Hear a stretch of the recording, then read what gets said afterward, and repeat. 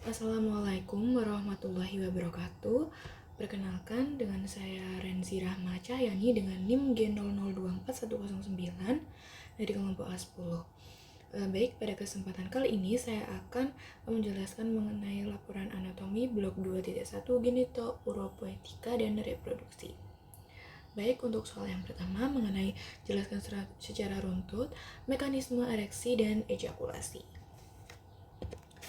Untuk yang pertama, jadi ereksi itu merupakan keadaan kekerasan, pembesaran, dan juga tegak yang terjadi pada penis atau klitoris. Hal ini sering dipicu oleh gairah seksual. Tetapi juga bisa terjadi selama tidur atau setelah adanya stimulasi fisik. Kemudian, ereksi itu dihasilkan ketika adanya tambahan darah yang memasuki organ dan tekanan darah di dalam organ meningkat. Keadaan ini tuh dipengaruhi oleh stimulasi psikis dan fisik. Kemudian ereksi ini akan menyebabkan penis mampu untuk penetrasi ke dalam vagina dan akan mengeluarkan ejakulat. Oke, next, jadi struktur anatomi penis yang terpenting yang menentukan fungsi ereksi adalah kedua corpora cavernosa. Jadi bentukan silindris tersebut akan penuh terisi oleh darah ketika mengalami ereksi, sehingga akan mengalami pembesaran dan pemanjangan sampai dengan 3/4 dari ukuran penis semula.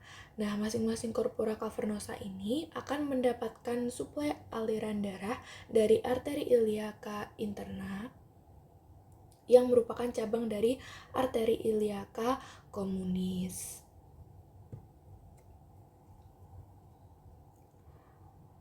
Kemudian penis itu diinervasi oleh sistem syaraf otonom, yaitu simpatis dan parasimpatis. Kemudian ada somatik, yaitu untuk sensori dan motoris, dan neuron-neuron saraf tersebut akan bersumber dari syaraf tulang belakang dan ganglia perifer yang bergabung mengikuti jalur simpatik dan parasimpatik membentuk saraf cavernosa. Nah, syaraf otonom ini akan memasuki corpora cavernosa dan corpus spongiosum untuk mengontrol aktivitas neurovaskular selama proses ereksi. Nah, selanjutnya ini tentang ejakulasi. Jadi, ejakulasi itu merupakan ekspulsi cairan seminal melalui meatus uretra. Nah, ejakulasi ini terjadi saat klimaks seksual, biasanya dengan orgasme. Ejakulasi ini terdiri dari dua fase, yaitu fase emisi cairan seminalis ke dalam uretra posterior yang dimediasi secara simpatis. Kemudian selama fase emisi ini, ejakulasi akan dikeluarkan ke dalam uretra posterior melalui sekresi epitelial dan kontraksi peristaltik dari otot polos dari traktus seminalis. Nah, ekspulasi terjadi jika cairan semen bergerak secara cepat melalui uretra dan keluar di meatus penis. Hal ini akan melibatkan kontraksi pulsatil dari otot bulbocavernosum dan otot dasar panggul. Kemudian selanjutnya sinkronisasi antara penutup dari bladder neck akan diikuti dengan relaksasi urinari. Reaksi urinari sphincter yang merupakan proses yang krusial untuk mencegah aliran balik cairan semen ke dalam kandung kemih dan akan mendapatkan propulsi akurat dari semen.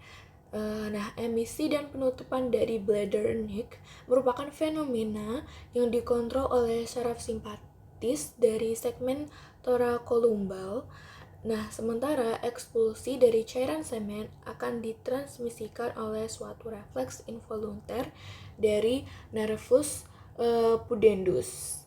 Begitu. Nah, selanjutnya ini tentang yang nomor 2, jelaskan secara uruntut anatomis dari organa genitalia feminina eksterna. Baik, yang pertama ini ada jadi ini tuh ada bagian vulva. Bagian vulva itu, nah ini bagian vulvanya. Ini adalah bagian vulva.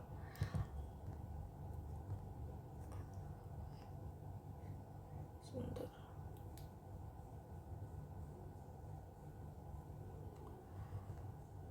Ini adalah bagian vulvanya.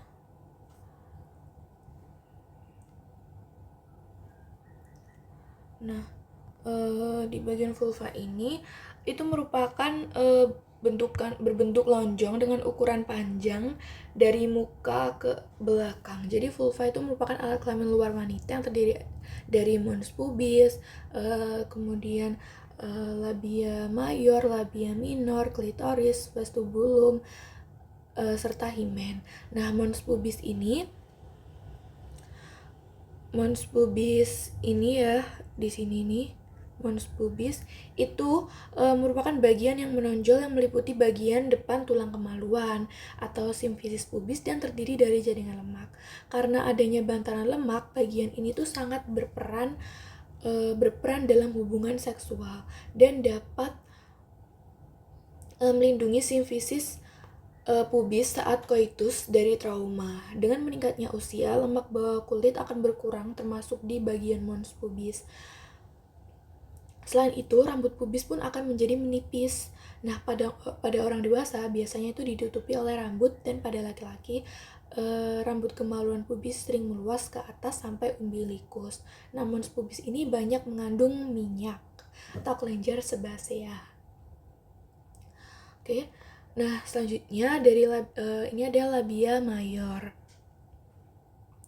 Ini adalah labia mayornya. Ini untuk gambaran yang lebih besar zoomnya. Ini ada labia mayornya ini. Jadi labia mayor itu adalah bibir besar yang terdiri atas dua bagian, yaitu bagian kanan sama kiri. Ini labia mayor kanan sama kiri. Dia itu merupakan bagian lipatan kulit yang tebal karena jaringan subkutanya banyak mengandung lemak. Nah, labia mayor kanan dan kiri itu bersatu di sebelah belakangnya disebut commissura posterior dan merupakan batas depan perineum. Nah, permukaan luarnya ditumbuhi oleh rambut dan banyak mengandung kelenjar minyak. Terus di dalamnya itu terdapat pula banyak flexus vena yang dapat mengalami hematoma bila terkena trauma. Jaringan syaraf yang menyebar luas akan menyebabkan labia mayor itu sensitif terhadap nyeri, suhu tinggi, sentuhan yang juga berfungsi selama rangsangan seksual. Seperti itu. Kemudian ini ada labia minor. Jadi labia minor itu bersebelahan sama labia mayor, namun labia minor ini dia letaknya lebih dalam lagi gitu. Nah, labia minor ini dia merupakan lipatan kulit di sebelah tengah dari labia mayor. Dia selalu basah karena dilumasi oleh kelenjar-kelenjar di labia minor. Terus pembuluh darahnya itu banyak banget ya di labia minor ini, sehingga akan membuat labianya itu berwarna kemerahan dan memungkinkan labia minor ini mengembang bila ada stimulus emosional atau stimulus fisik. Nah, labia minor ini tidak ditumbuhi rambut karena tidak mengandung folikel rambut, tetapi banyak mengandung kelenjar minyak dan beberapa kelenjar keringat. Akhiran syaraf yang sensitif ini banyak terdapat pada labia minor dan penting dalam rangsangan seksual sehingga dapat meningkatkan erotisnya. Di sebelah depan dia itu membentuk frenulum klitoris dan di sebelah belakang dia bertemu dalam suatu peninggian. Terus ini ada klitoris. Nah, klitoris itu ada di sini. Ini klitoris ya. Nah, klitoris itu terdiri dari dua akar yang membentang di sepanjang rami kemaluan bagian bawah untuk bersatu di bawah simfisis di dalam tubuh klitoris. Nah, bagian distal tubuh itu adalah kelenjar. Terus otot ischiocavernosus itu menutupi akar dan tubuh klitoris. Akar atau crura panjangnya itu 3-4 cm dalam keadaan lembek, tetapi ketika ereksi dia itu panjangnya 4,5 sampai 5. Kemudian penutupan kelenjar dimodifikasi oleh jaringan kulit dan bukan mukosa. Berbeda sama penis, kalau kelenjar klitoris tidak mengandung korpus spongiosum dan tidak memiliki banyak jaringan ereksi. Terus ada banyak ujung saraf sensorik untuk sentuhan dan tekanan seperti sel-sel Meissner. Nah, pada klitoris ini sedikit organ itu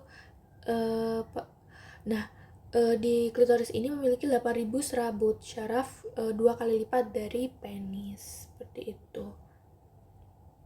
Nah, ini selanjutnya itu ada vestibulum. Nah, vestibulum ini dia merupakan suatu rongga yang berbentuk seperti perahu atau lonjong dan dibatasi oleh labia minor kanan dan kiri. Nah, sebelah atasnya itu dibatasi oleh klitoris dan di sebelah belakang bawah oleh foresheet.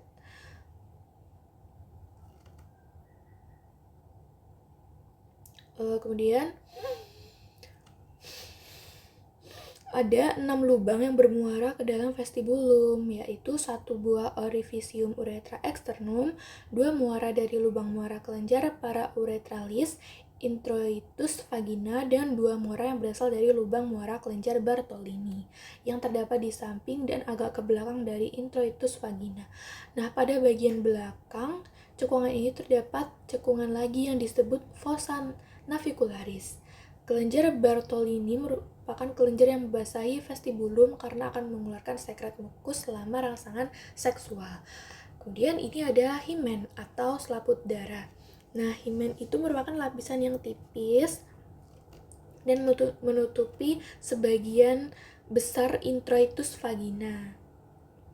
Himen itu bersifat elastis tetapi kuat karena terdiri atas jaringan ikat elastis dan kolagen. Permukaannya itu ditutupi oleh epitelium squamous complex. Nah, himen itu mempunyai bentuk yang berbeda-beda, dari yang berbentuk semilunar atau bulan sabit sampai yang berlubang-lubang atau yang ada pemisahnya, namanya itu septum. Nah, ada bentuk himen yang tidak berlubang atau tertutup sama sekali. Himen yang bentuk tertutup ini disebut himen imperforata atau himen occlusivum. Nah, hiatus hymenalis atau lubang selaput darah itu berukuran dari yang serujung jari sampai yang mudah dilalui oleh 2 jari. Nah, konsistensinya pun berbeda-beda dari yang kaku sampai yang lunak sekali. Nah, pada wanita konsistensinya itu kan berbeda-beda ya, dari yang kaku sampai yang lunak seperti itu. Nah, ini yang ketiga, jelaskan anatomi dari ren beserta vaskularisasi dan inervasinya. Jadi ini anatomisnya. Jadi ren itu jumlahnya kan sepasang, dia itu berwarna coklat kemerahan. Terus besar dan berat ren itu tergantung dari jenis kelamin dan umur. Nah, ren untuk laki-laki itu relatif lebih besar daripada ren wanita. Beratnya itu antara 120 sampai 170 gram atau sekitar 0,4% dari berat tubuh. Ren itu terletak di belakang peritoneum pada dinding posterior abdomen di samping kanan dan kiri kolumna vertebralis serta sebagian besarnya itu ditutupi oleh arcus costalis. Nah, ren dextra itu terletak sedikit lebih rendah dibandingkan ren sinistra. Hal ini karena adanya lobus hepatis dexter yang besar. Nah, pada margomedialis, masing-masing ren yang cekung itu terdapat celah vertikal dan dibatasi oleh pinggir-pinggir substansi ren yang tebal dan disebut hilus renalis. Nah, hilus renalis yang meluas ke rongga yang besar disebut sinus renalis. Hilus renalis yang dilalui dari depan ke belakang oleh vena renalis, cabang 2 arteri renalis, ureter, dan cabang ketiga arteri renalis. Pembuluh limfatik dan serabut-serabut simpatik yang melewati hilus ini. Nah, Ren itu dia itu punya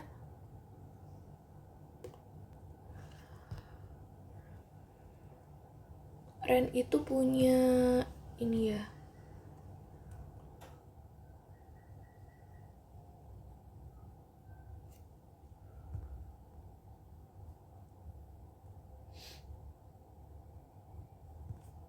Jadi Ren itu dia punya Ren itu punya selubung pelindung. Ada kapsula fibrosa, dia yang meliputi Ren dan melekat erat pada permukaan luar Ren. Terus ada kapsula adiposa, merupakan lemak yang meliputi kapsula fibrosa. Terus ini ada fascia renalis, merupakan kondensasi dari jaringan ikat yang terletak di luar kapsula adiposa dan meliputi Ren serta glandula suprarenalis. Kemudian selubung pelindung Ren selanjutnya adalah corpus adiposum pararenal, terletak di luar fascia renalis. Lemak ini akan membentuk sebagian besar retroperitonea.